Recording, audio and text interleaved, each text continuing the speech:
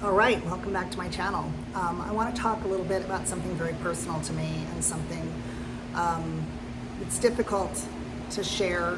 I get asked a lot of times when I share my story about being in a relationship with someone with narcissistic personality disorder for almost 30 years with a component of domestic violence.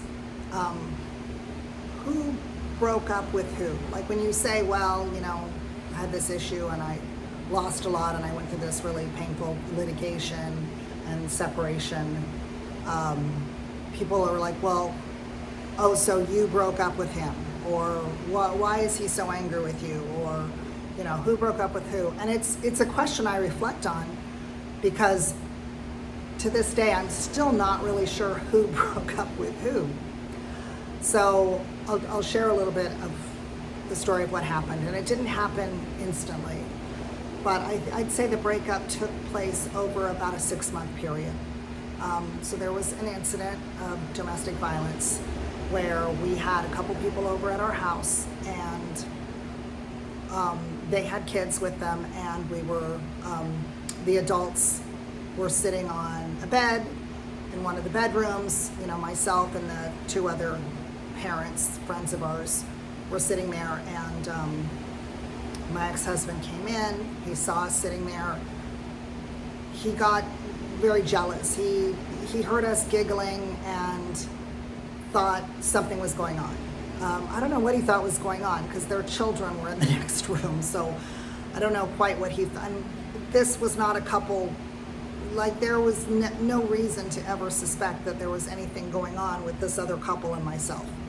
But he started demanding, like, what happened? What were you talking about? And they left. I guess he waited until they walked out of the room, and then he said, what were you guys talking about? What were you discussing? What the hell was going on? And I'm like, I don't know. I mean, we were just chatting and giggling, and he grabbed me and started punching me in the stomach, and just again demanding, like, what the were you talking about? What the hell are you doing? And I was so shocked to be getting hit, because although there had been a few instances of domestic violence over the course of nearly 30 years, it was pretty rare, actually. There were only like 4 incidents where he got physical with me. Once where he gave me the black eye, twice where he choked me, and then this instance where he was, punching me in the stomach. And I remember being like knocked back into a chair and trying to catch my breath and trying to just figure out what was going on. I was just so shocked. And I thought my friends were still in the house. I thought they were upstairs with their kids. I didn't know that they left. I don't know if they heard anything. I have asked her several times since this incident if she heard anything, if she saw anything, and she insists she didn't, but I don't think she wanted to get involved. So I was trying to, get away from him and his anger, and my other friend came in and got between us, and she was telling him, calm down, what's wrong, stop this, and he was still trying to get at me. And so when she got in the way, his fist got in the way of her face, or her face got in the way of his fist. Like he wasn't, I'm not trying to justify it, but he was not trying to give her a black eye. It just happened because she got in the way of him trying to hit me. And I'm ducking, and he had my shirt, I think I was wearing a sweater, he had it like he was holding on tight, and so I just went under it and let him continue holding the fabric, and I escaped underneath. So now I don't have a shirt on, I have my bra on, and I had jeans, and I just started running. And I ran upstairs, because the reason I didn't run downstairs into the street and I ran upstairs is because I thought this couple and their children were still upstairs in our property, and I thought once I was with other people that he wouldn't be attacking me. So I was running to them for help. But when I got upstairs, the lights were off, and I realized that they had gone. And so I ran into the other street, the street behind our house, which was up on a hill. And so I ran into that street, And he's chasing me, right? So I can hear him chasing me. And I ran to the left, which was heading downhill, and there were streetlights that were lighting the cars. And I went behind one of the parked cars and I crouched down behind it as fast as I could. And I slowed down my breathing. I remember being very specific, like just slow down your breathing and be super quiet so he doesn't hear you and he doesn't find you. And he came barreling out into the street and he's calling my name. And he's, going this way and that way, and he can't see me. And I just kept thinking, please don't let him find me here, And so I'm just crouched down. And then when he went back through the gate, back into the property, I waited, what seems like a really long time, but, probably a minute. But I waited a minute or two, and I got up and I went the other direction. So I went down the street and down the hill. And then I'm in bare feet. I'm in jeans, I'm in a bra, it's winter, I don't have, a coat, I don't have my phone, I don't have my purse, and I'm just thinking, how am I gonna get out of this situation? What am I gonna do? I can't go back in there with him like this.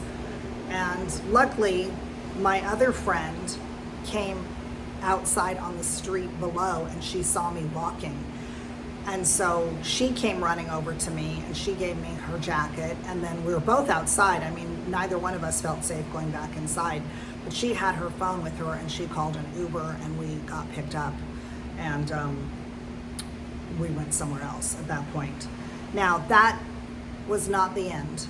So in my mind, when I was crouched and scared and trying to slow my breathing, I remember telling myself, I will not forgive myself if I die in this manner. Like, Catherine, I won't forgive you if you end up getting killed by this man. So you cannot let yourself get in this situation again. And I just remember chastising myself, like, you can't die this way. You can't let this happen again. This has gotten out of hand a couple times. You can't let it happen again. And so one of the things I did was I started to open my eyes to domestic violence. And I started to watch a lot of YouTube videos, to be honest. And I started to research, online. I found books about domestic violence. I got therapy. I got involved in support groups for domestic violence. And I started to get some support. And I started to share what was going on, because up until that point, this was a secret. This was not something I talked about. This was not something I didn't, even in this instance, with this particular incident of domestic violence, I did not call the police. I was still, 29 years of protecting this person that was the love of my life. I wasn't going to just, throw him under the bus. Like, I figured, okay, you have like an anger problem or you have an alcohol problem, and probably you need to get help for that. But if we call the police and get an outside agency involved, now we're going to be paying for lawyers and it's going to be on your record and it could ruin your reputation. And I didn't want to do that to him. I honestly thought this was, probably a matter for therapy and he could get help.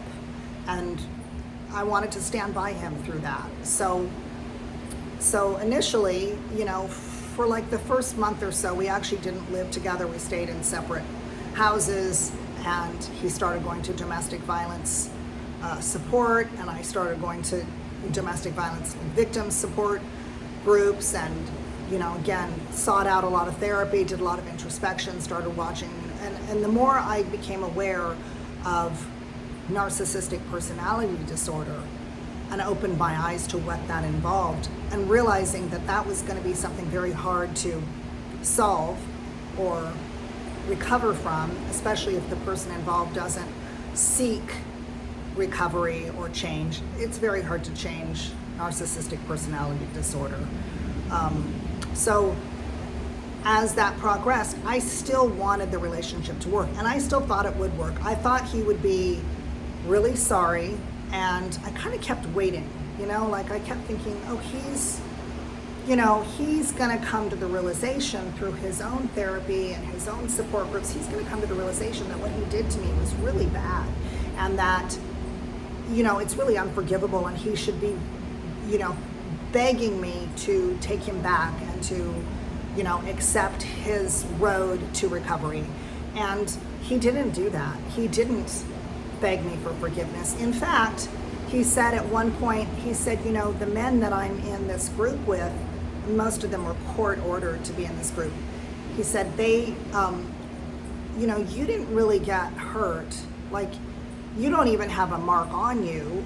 And, you know, all I did was like punch you a bit, but you're fine. Like, you didn't, these men put their wives in the hospital. Like, you're not really damaged. And I remember just going, what? Like, you ran after me. I was in fear of my life. And to suggest that that's not damaging, that the person that you trust most in your life, that you love more than anything, that is your person, is the one that is chasing you, that you are in fear for your life from, makes no sense to me. Like, how he could justify that in his mind of like, oh, it wasn't really that bad. Like, you don't have a black eye. Like, our other friend has a black eye, but you know, that was inadvertently, you know, her face just got in the way of the fist. But you weren't even, you know, you weren't even damaged in any way that anyone can see. And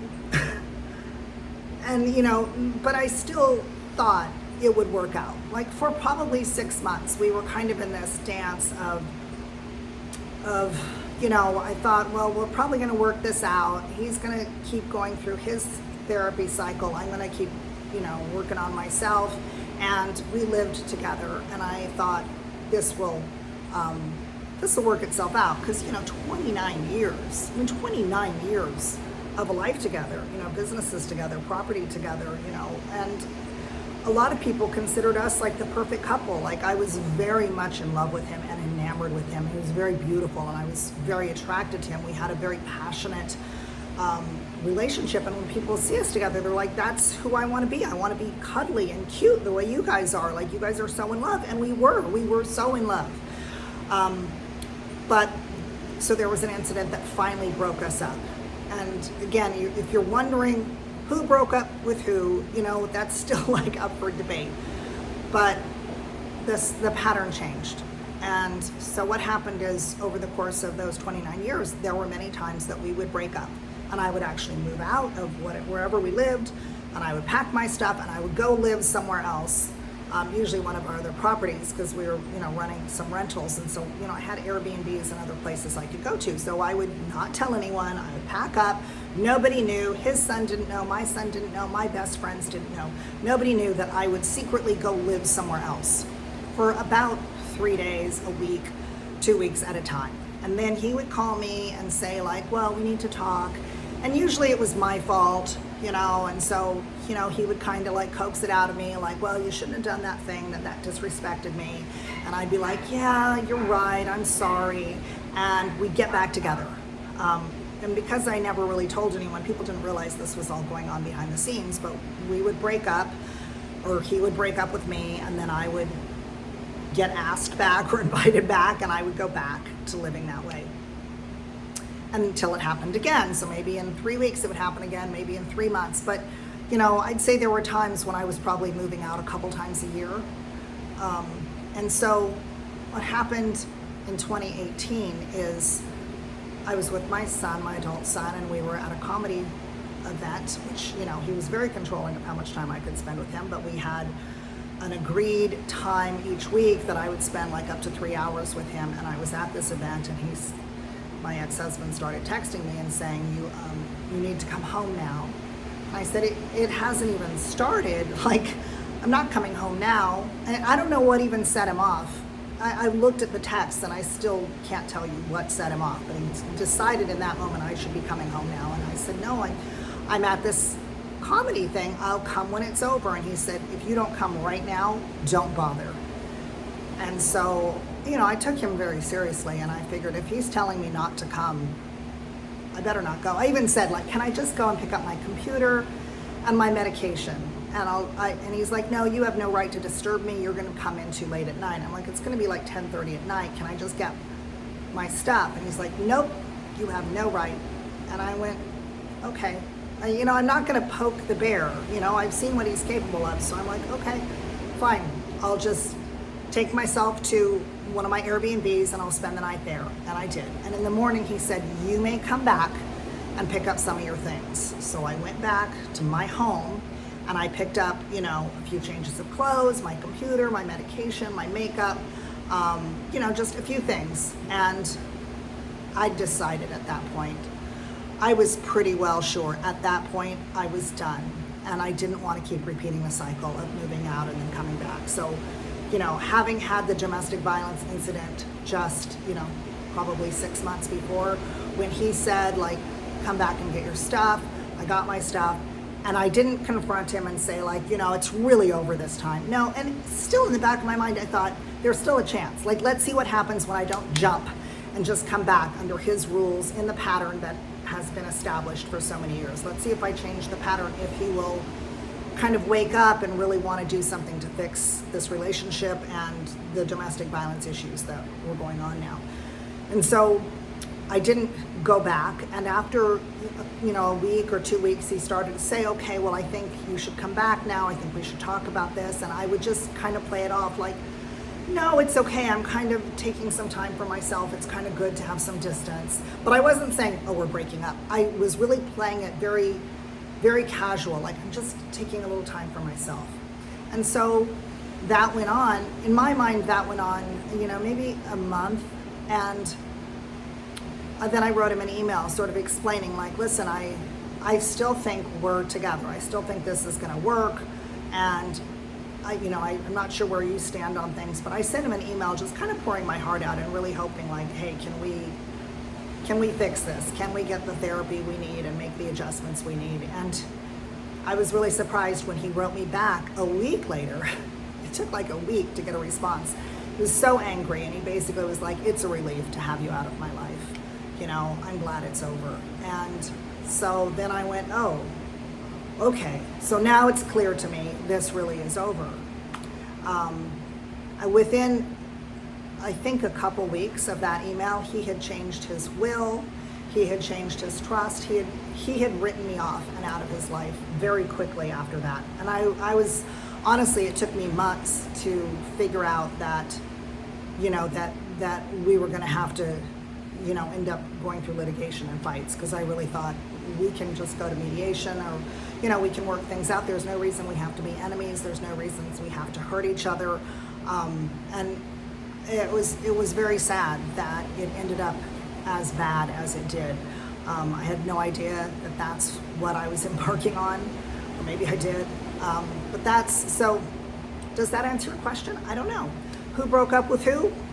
I don't know. I still don't know. It was definitely convoluted, complex, and difficult, and now it's been, more than 5 years. I'm living my life. I still have trouble sometimes processing just, the devastation of having someone that was such a big part of your life for so long not be in it and not even be friends with this person. And I'm living a beautiful life now. I live by the beach, I have a cute cat, I have a great relationship with my son, I have a lot of friends and community, but it is still something, to this day, I still process a lot of this. So if you've watched this far, thanks for listening. If you have questions about this, comments, I'd love to hear your stories, and if you have similar things that you've gone through, please share them. Thank you.